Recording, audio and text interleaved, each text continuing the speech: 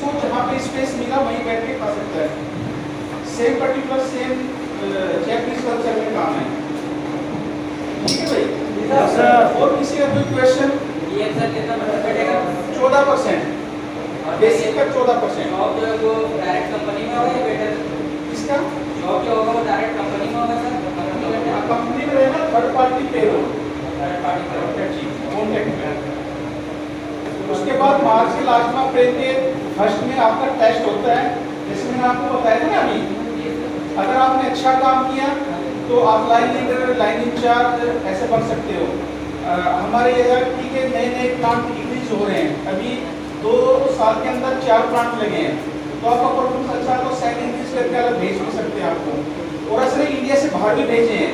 पिछली बार 3 बंदे गए थे, 2 गुजरात से, 1 राजस्थान से। तो उसके लिए आपको टेस्ट वगैरह वो चीज़ें फाइल करनी पड़ती है।